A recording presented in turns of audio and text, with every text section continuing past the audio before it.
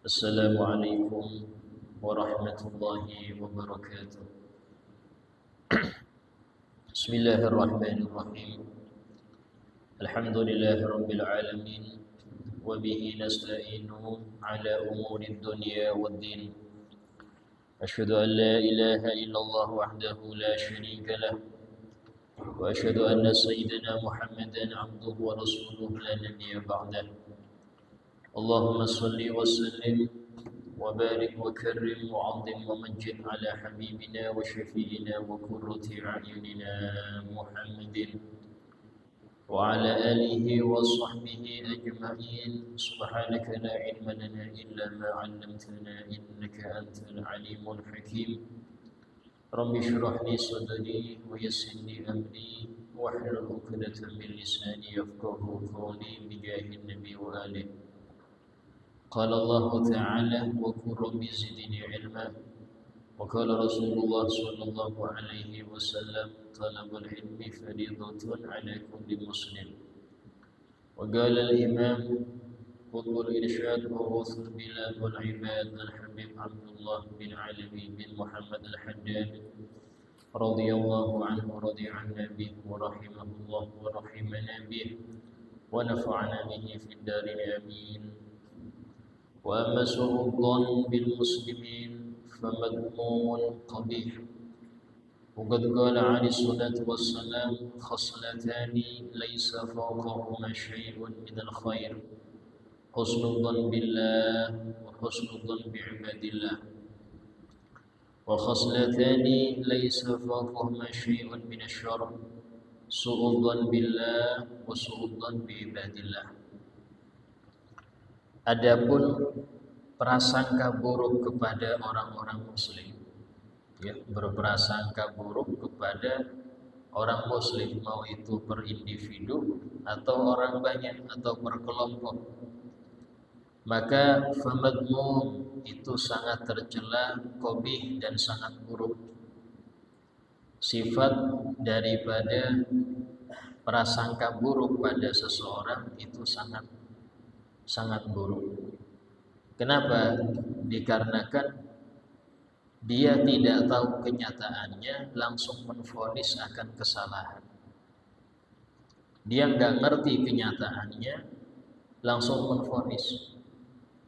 Bahkan bisa jadi orang yang dia tuduh buruk itu dohirnya baik. Anggap dia berzikir di masjid, dia hadir majelis, tapi langsung karena hati yang buruk, maka dia mengira itu cuman cari muka aja, itu cuman pencitraan aja. Yang seperti ini bentuk dia ada suudzon. Harusnya seseorang itu berprasangka baik kepada setiap orang. Sementara Nabi SAW pernah bersabda, khoslatani laisa fawqahuma syai'un minal khair. Ada dua sifat yang tidak ada kebaikan melebihi dua kebaikan ini.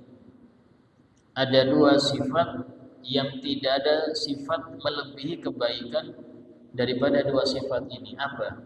Husnudzon billah, prasangka baik kepada Allah, wa husnudzon bi ibadillah, dan prasangka baik kepada hamba-hamba Allah. Nah, prasangka baik ini artinya orang itu optimis.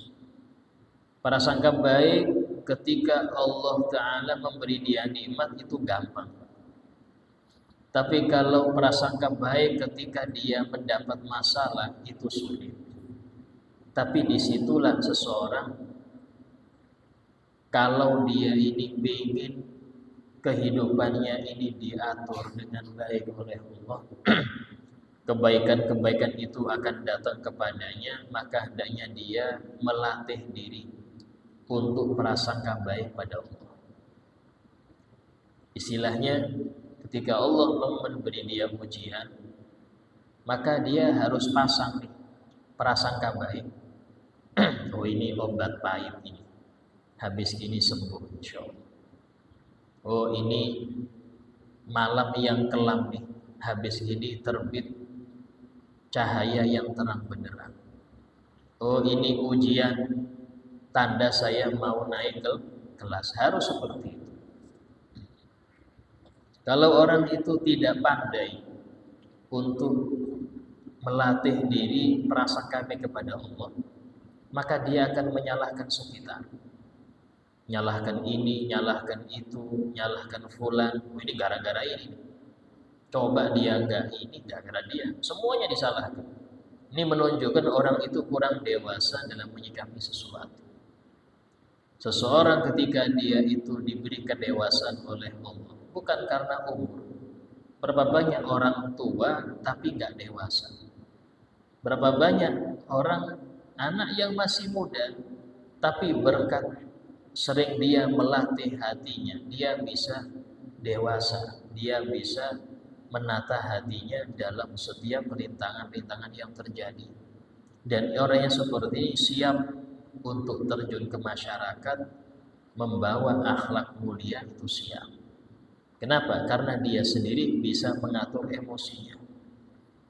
Nah, yang pertama cara ngatur emosi apa? Harus pinter berprasangka baik pada Allah. Ya. Jadi setiap ada masalah, oh ini dari Allah, ini ujian nih, habis gini naik kelas. Oh ini kesulitan nih, pasti ada kemudian habis ini.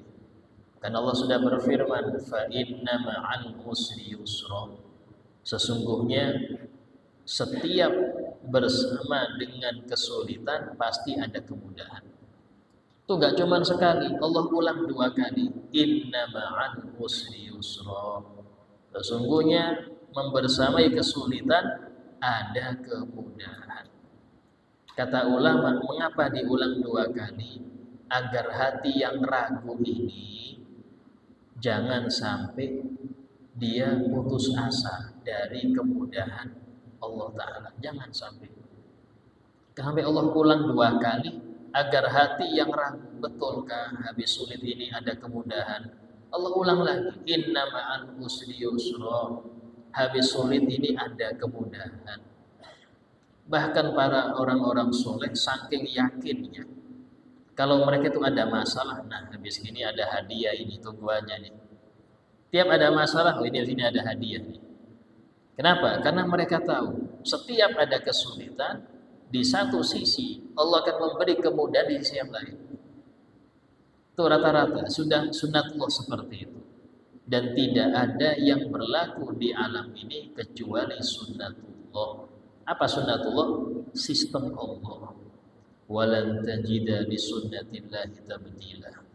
Dan kalian gak akan mendapati sunnatullah itu berubah dah. Gak akan berubah sunnatullah. Tinggal kita bagaimana meresponnya. Ada kalanya lama. Sampai-sampai ada kalanya orang-orang beriman itu saking menunggunya daripada jalan keluar yang Allah janjikan sampai terucap mata nasrullah. Kapan pertolongan Allah ini? Bukan ragu, tapi menunggu-nunggu kapan. Saking yakinnya, habis malam pasti ada pagi. Saking yakinnya dia, habis malam pasti begini terbit fajar shadiq ini. Dia nunggu-nunggu kapan fajar shadiq. Bukan karena ragu. Tapi orang-orang munafik sama bertanya, kapan pertolongan Allah? Tapi sebagai meragukan kita. Kapan pertolongan Allah pada kalian? Kapan itu? Membuat kita ragu. Ini ucapan munafik. Tapi orang mukmin dia mengatakan mata nasrullah. Kapan pertolongan Allah? Itu menunggu janji yang sudah Allah janjikan. Gak mungkin meleset. Innallaha la yukhliful mi'ad. Allah tidak akan menyalahi, mengingkari janjinya, tidak mungkin. Sehingga semua itu harus kita kembalikan kepada Allah dan Rasul. Ya, sehingga semua jawaban masalah kita itu di Quran dan hadis ada. Nah, termasuk bentuk husnudzon adalah apa? Kita optimis terus. Gak boleh menganggap ada hari sial. Oh, ini hari sial nih, berarti Anda suudzon pada Allah. Padahal Nabi sudah bersabda dalam hadisnya. Kata Nabi, inna li rabbikum fi ayyami dahrikum nafahat ala fata'arradu laha. Sesungguhnya Tuhan kalian dalam setiap hari-hari kalian itu ada pemberian-pemberian besar, bonus-bonus besar yang Allah kasih tiap hari. Sampai Nabi mengatakan ala fata'arradu laha, hadanglah itu pemberian. Hadang, jangan engkau biarkan lewat tapi enggak engkau tangkap. Lewat terus tapi enggak engkau tangkap. Di mana nangkapnya Ustaz? Di tempat-tempat turunnya rahmat, di masjid, di depan Al-Quran yang Anda baca, di majelis, di tasbih yang Anda terus ucapkan tanpa henti. Nah, di situ pemberian Allah. Berapa banyak orang itu ketika dalam kesulitan dan dia nggak tahu lagi jalan keluarnya di mana. Dia cuma sholat saja 2 rakaat sholat hajat, duduk istighfar, astagfirullah, astagfirullah, astagfirullah. Nggak berapa lama ada solusi yang dia nggak tahu ini solusi, nggak disangka dari arah sini. Itu sering terjadi bagi yang yakin. Takkan kami kalau ragu ya sulit, harus yakin karena yang memberi masalah itu Allah, solusi hanya pada Allah. Masalahnya kita ini tidak menomorsatukan Allah, sehingga kita sibuk nelpon fulan yang mungkin kita harap bantuannya, kita nelpon fulan yang mungkin dia bisa bantu kita. Ya harus kita ke Allah dulu, kita lapor ke Allah. Disebutkan Nabi kita Muhammad SAW yang beliau adalah suri tauladan kita. Siti Aisyah mengatakan karena Rasul idza hazabahu amrun, Nabi itu kalau sudah tertimpa masalah yang sulit, iltaja'a ila shalah, Nabi langsung ngambil air wudhu sholat. Kenapa? Ngamalkan perintah Allah Ta'ala, wasta'inu bis-sabri was-shalah. Minta tolonglah kalian dalam setiap urusan duniawi dan ukhrawi bis-sabri, dengan sabar. Itu adab batin sabar. Ini dari Allah nih. Adab zahir was-shalah. Dia ambil wudhu sholat. Wa innaha lakabiratun illa 'alal khashiyin. Dan sholat waktu susah itu sangat sulit kecuali orang-orang yang terbiasa khusyuk. Yang terbiasa khusyuk biasa, oh ini masalah nih, ambil wudhu sholat. Kenapa? Karena dia tahu yang pertama kali ditelepon ya, itu yang memberi masalah siapa? Allah. Karena Allah yang tahu solusinya. Cuman kita kadang-kadang nggak ngerti itu, atau mungkin sudah belajar nih, sudah pengajian sering. Man pas kena masalah tahu-tahu hilang semua. Ingat Allah itu hilang semua. Oh nelpon inilah, nelpon itu. Ingat Allah dulu. Karena yang menggerakkan hati orang-orang yang Anda harapkan bantuannya itu Allah. Kalau Allah nggak menggerakkan hati mereka, walaupun Anda ngerengek-ngerengek di pintunya, Anda akan dibantu. Karena Allah yang gerakkan hati dia. Tinggal Anda ketuk pintu Allah, ya Allah gerakkan hati fulan, selesai urusan. Asal Anda mensatukan Allah. Ini tauhid ini. Mengesahkan Allah. Apa? Hanya Allah satu-satunya pemberi pertolongan. Hanya Allah satu-satunya yang dijadikan tempat sandaran. Allahus Somad. Hanya Allah lah satunya tempat sandaran. Ya, itu husnudzon. Yang kedua, di antara sifat terpuji yang tidak ada kebaikan yang melebihi dua sifat ini apa? Husnudzon bi ibadillah. Nah, ini prasangka baik kepada semua hamba Allah. Semua hamba Allah itu Anda anggap baik semua. Dan ini sulit kecuali orang-orang yang hatinya bersih. Sebab kenapa? Karena orang itu menilai orang lain sesuai dia menilai dirinya. Ciri-cirinya orang bisa prasangka baik kalau hatinya baik, kalau akhlaknya baik. Tapi kalau akhlak dia nggak baik, dia akan nilai semua orang kayak dia. Ya, contoh dia nih punya sifat sering menampakkan baik depan orang. Kalau sembunyi, kalau sendirian, wah maksiat dia. Menipu Allah dia. Bikin murka Allah dia. Nah, dia nilai semua orang kayak gitu. Wah, ini di kamar bro, ini pasti ini nonton gak baik nih. Kan dia kayak gitu juga. Dia kayak gitu juga. Karena kalau orang baik, pasti nilai orang lain kayak dia. Kalau orang itu buruk, pasti nilai orang lain kayak dia juga. Sehingga seorang ulama mengatakan, idza sa'a fi'lul mar'i sa'at dunubuh. Jika sudah buruk perbuatan seseorang, terbiasa dengan perbuatan buruk dia, maka prasangka dia akan buruk terus. Dia gak akan mempercayai satu orang pun. Wah, gak mungkin ini amanah. Karena dia khianat. Ketika orang itu senang khianat, dia gak mudah percaya dengan orang lain. Karena dia sendiri gak percaya pada dirinya.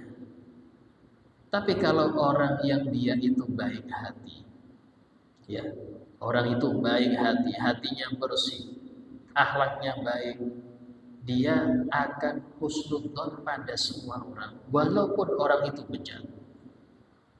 Karena itulah kata Nabi, al-mu'min ghirrun karim. Orang beriman, yang benar-benar beriman nih, ghirrun, sering ketipu. Sering ketipu urusan dunia, sering ketipu dia. Karim, tapi dia mulia. Pertanyaan, kenapa sering ketipu? Karena dia gampang nerima maafnya orang. Ditipu fulan, maaf ya, saya maafkan. Ditipu lagi ke dia, tipu lagi. Sering ketipu, tapi mulia dia. Kenapa kok dia gampang ketipu, Ustaz? Karena dia polos, nganggap orang baik semua. Oh, insya Allah ini orang baik, gak mungkin lah dia menipu, gak mungkin lah dia berbuat jahat. Tapi subhanallah, yang dia anggap baik, tahu-tahu nipu dia. Cuman karena dia pemaaf, artinya datang orang itu, maaf Pak, iya, sambil nangis-nangis, ya saya maafkan. Walaupun nangisannya tangisan buahnya, sehingga dia gampang memaafkan. Nanti ada orang nggak terbantu lagi, ya dibantu lagi. Dan ini penipu juga. Ya, sehingga dalam hal ini orang mukmin yang benar-benar itu ghirrun, sering ketipu. Tapi urusan dunia ya, urusan dunia. Kenapa? Karena dia nganggap semua orang itu baik kayak dia. Semua orang itu kayak dia. Istilahnya itu gampang baik, gampang tobat, gak akan melakukan kesalahan 2 kali. Dia nganggap orang kayak gitu semua. Padahal gak semua demikian. Tapi subhanallah, 90% perbuatan orang ke kita itu tergantung prasangka kita. Kalau Anda ya nganggap ini orang baik, seandainya dia ingin melakukan hal yang jahat, itu Allah rubah hatinya, gak akan berbuat jahat pada Anda. Karena Anda nganggap dia baik. Itu subhanallah, banyak orang nyoba demikian dan terjadi. Ya, terjadi ketika kita merasangka ini orang baik, ini masya Allah. Allah yang merubah. Kalau dia orang jahat, kejahatan dia tidak akan mampir kepada orang yang husnudzon pada dia, enggak mungkin.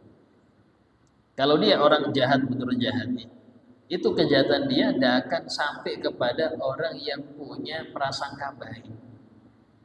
Kenapa? Karena tadi orang prasangka baik itu biasanya terjaga dari keburukan. Sampai-sampai disebutkan oleh Syekh Abu Bakar bin Salim Fakhrul Wujud, dia mengatakan sahibu husnudzon la yakhib wa in akhta wa in akhta wa in akhta. Orang yang senang prasangka baik gak mungkin nyesel. Gak mungkin nyesel walaupun salah dalam prasangka. Walaupun salah, gak mungkin nyesel. Kenapa? Karena Allah akan membalas prasangka dia. Bahkan disebutkan di dalam salah satu ucapan ulama, beliau mengatakan, idza taqadal mar'u syai'an falaysa kama yadunnuhu la yakhif wallahu mutihi. Jika seseorang itu yakin akan kesolehan seseorang, oh fulan ini soleh, fulan ini alim, ini doanya mustajab nih. Dia meyakini orang ini orang yang baik di sisi Allah. Falisa kamiyadunnu, tapi kenyataannya orang yang dia sangka baik ini nggak sesuai dengan prasangka dia. Cuman casingnya aja dia soleh, casingnya aja. Apalah yakin, nggak akan sia-sia. Prasangka dia itu nggak akan sia-sia. Kenapa? Fallahu mu'tihi. Allah yang ngasih sesuai prasangka Anda, Allah yang ngasih. Ini kalau orang punya prasangka baik pada orang lain, ya. Seandainya orang lain ini nggak sesuai dengan prediksi dia, nggak usah khawatir. Apa yang Anda harapkan dari orang ini berupa doanya kabul, berupa ini, itu Allah kasih karena prasangka baik Anda.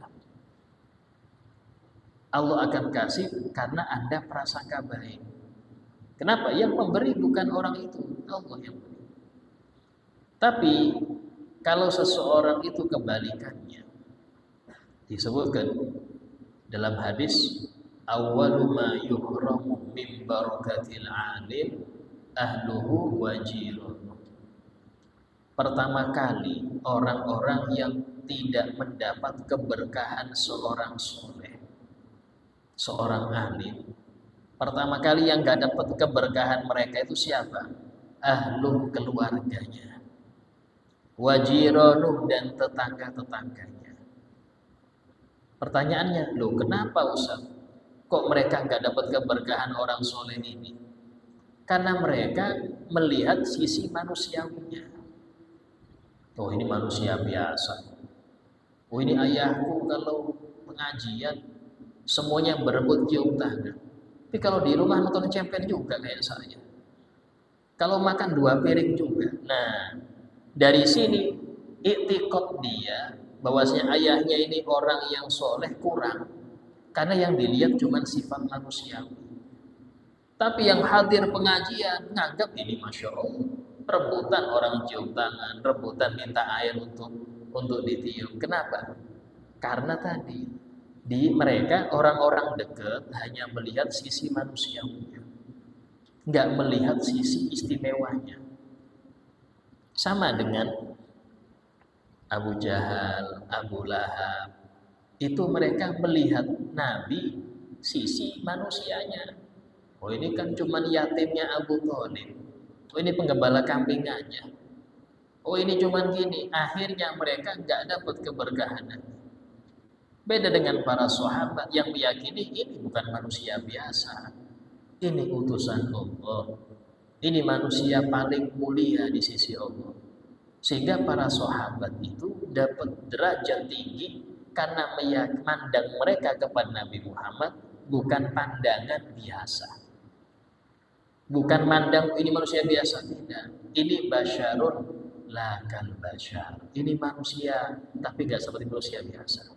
Dari situlah sahabat dapat keberkahan. Abu Lahab mulai Nabi kecil sering lihat Nabi. Cuman mandangnya dia ke Nabi, mandang biasa. Orang-orang Quraisy di sekitar Nabi, mandang Nabi manusia biasa.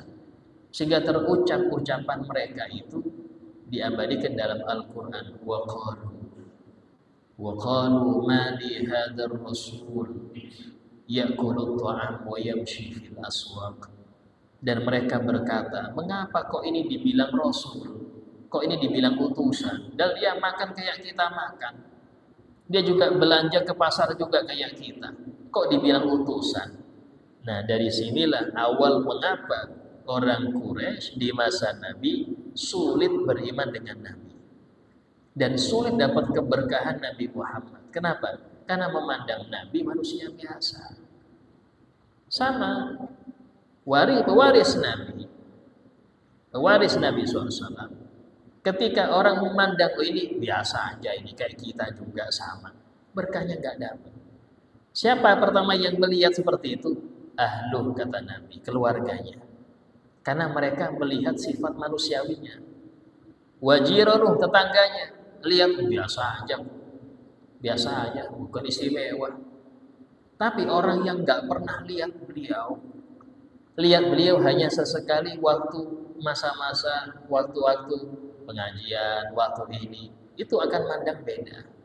Karena mereka yang dilihat khususnya, keistimewaannya, bukan lihat sisi manusiawinya. Dari situlah dapat berkah.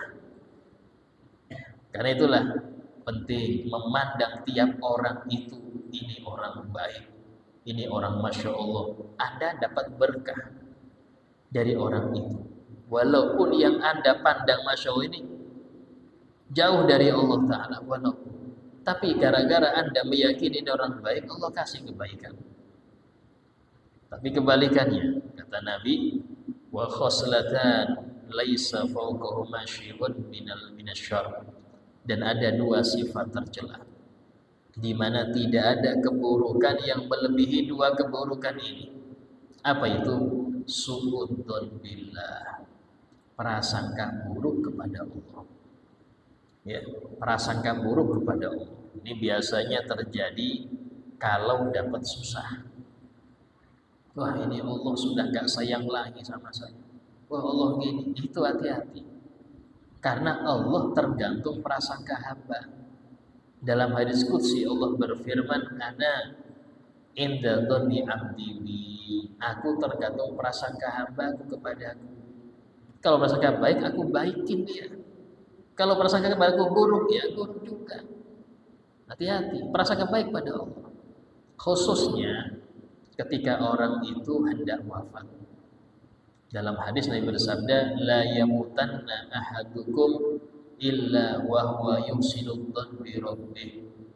Jangan sampai seorang dari kalian meninggal kecuali dia prasangka baik pada Tuhannya.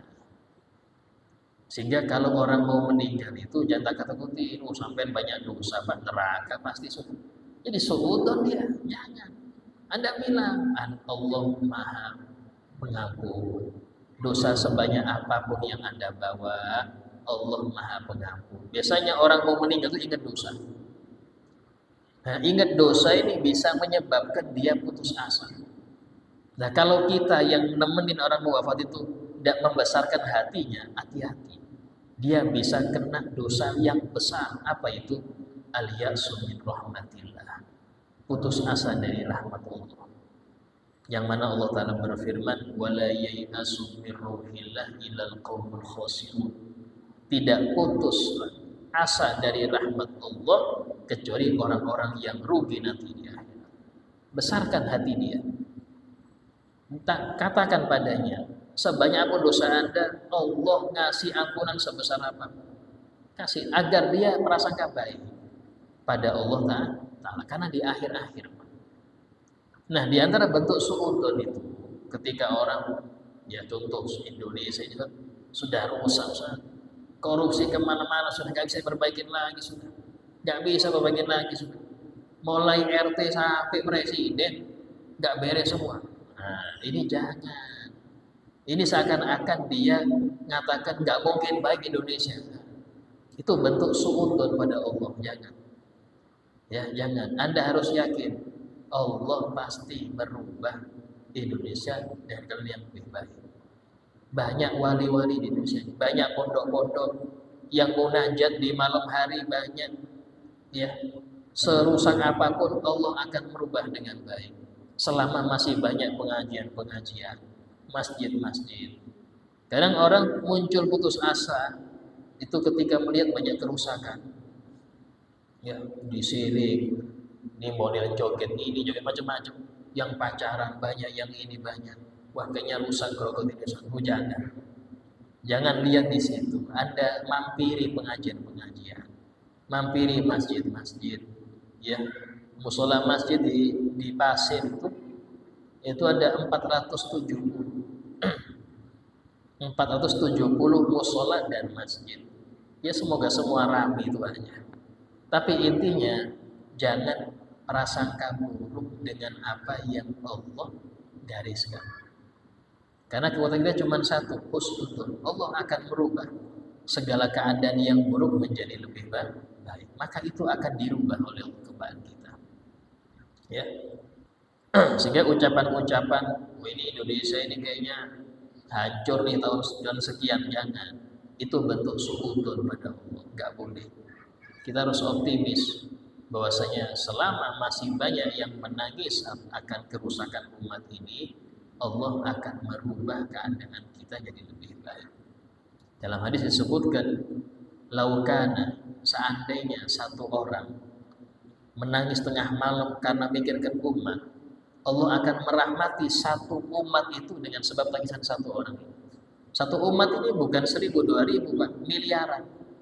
Dia nangis lihat banyak yang gak sholat muslimin, banyak yang buka aurat, banyak yang anak lahir gak ngerti ayahnya siapa. Menangis itu di tengah malam hari. Allah akan merahmati orang banyak gara-gara ini. Gara-gara yang ini, yang mukhlis ini. Ya, kalau sudah Allah merahmati, Allah berubah jadi yang baik. Karena itulah mengapa para ulama itu nggak ada istilahnya pensiun ngajar, itu nggak ada. Nggak ada pensiun ngajar, Pak. Walaupun yang hadir mungkin tambah sedikit, nggak ada. Kenapa? Karena mereka punya husnudzon pada Allah. Allah pasti merubah, walaupun dengan satu lilin di kegelapan malam, insya Allah terang juga. Lilin kecil-kecil aja, tapi banyak insya Allah terang juga. Nah, dengan itu mereka ini nggak ada putus asa dalam mengajak orang. Nggak ada putus asa. Kalau seseorang itu nggak pakai husnudzon, dia pakai kemampuan dia. Nah, ketika berkurang, dia akan putus, sudah mengajar lagi. Kalau dia nggak pakai husnudzon. Tapi karena dia tahu yang merubah bukan saya, yang merubah Allah Ta'ala. Saya cuma bertugas sama seperti tugas para nabi. Apa itu? Wa ma alaina illal balagul mubin. Kami nggak punya kewajiban kecuali menyampaikan dengan jelas yang halal-halal, yang haram-haram, yang wajib ini, yang sunnah ini, itu aja sudah. Urusan memperbaiki jadi baik itu Allah Ta'ala, bukan urusan saya. Dari situ nggak ada yang putus asa. Nggak ada dai putus asa, kan? Karena tujuan mereka bukan sukses. Tujuan mereka bukan berhasil. Tujuan mereka apa? Ridha Allah. Ridha Allah bukan lihat dari sukses kita, tapi lihat konsisten Anda. Nabi Nuh dakwah hampir 1000 tahun. Yang ngikut cuma 80 orang. 80 orang tambah 3 putranya. Istrinya enggak ikut, Kan'an enggak ikut. Sebagian besar umatnya enggak ada yang mau ikut. 1000 tahun. Apakah dianggap gagal? Tidak. Bahkan beliau dipilih oleh Allah menjadi ulil azmi, 5 rasul tertinggi dari semua rasul. Kenapa? Berkat istiqomahnya tadi. Karena Allah menilai bukan hasil. Ya Allah nilai seberapa besar kegigihan Anda di dalam berjuang. Itu aja. Allah enggak butuh hasil. Kalau Allah pengen, Allah kun fayakun, jadi muslim semua. Kun fayakun, selesai urusan. Tapi Allah pengen tahu, ya apa usaha Anda dalam mencari ridhoku kayak apa? Seperti itu yang dicari oleh para ulama di situ, ya. Kemudian wasu'udzon bi ibadillah, prasangka buruk dengan hamba Allah. Hati-hati, ya, prasangka buruk dengan hamba Allah jangan. Sehingga dalam hal ini, ya apa cara kita biar nggak prasangka buruk, Ustaz? Jangan berusaha cari tahu tentang amal orang. Jangan Anda berusaha kepo, cari tahu orang ini ngapain ya. Nanti bikin suudon. Mending kita nggak ngerti sesuatu yang nggak ada hajat kita untuk tahu. Bahkan para orang-orang soleh itu ada kalanya diuji oleh Allah, dengan dia dikasih tahu aib orang-orang terdekat, dikasyaf, dibuat dia ngerti, oh fulan tetanggamu itu tadi malam ini itu diuji, bukan suatu kenikmatan. Kenapa dibilang ujian? Karena bikin ngerusak sini, bikin ngerusak hati. Gak pernah ketemu, tahu-tahu oh ini ya yang tadi malam ini. Karena itulah Nabi SAW itu beliau pernah mengucapkan kepada para sahabat, la tuballighuni an ashabi, jangan sampaikan kepadaku tentang keburukan sahabatku. Fa inni uridu an akhruja ilaikum wa ana salimus sadr. Aku ingin ketika menghadap kalian menemui kalian, hatiku bersih, gak suudzon pada satu orang pun. Ya. Nah, ini berkat daripada menjaga hati. Insya Allah akan kita lanjutkan kajian daripada akhlak-akhlak tercela, dan semoga Allah Ta'ala melindungi kita daripada akhlak-akhlak yang buruk ini dan menggantinya dengan akhlak-akhlak mulia sampai kita menjadi orang yang bersih hati. Amin ya rabbal alamin. Ala hadiniyah wa kulli niyatin salihah wa ala ma nawa bihi salafana salih. Al-Fatihah. Bismillahirrahmanirrahim. Alhamdulillahi rabbil alamin.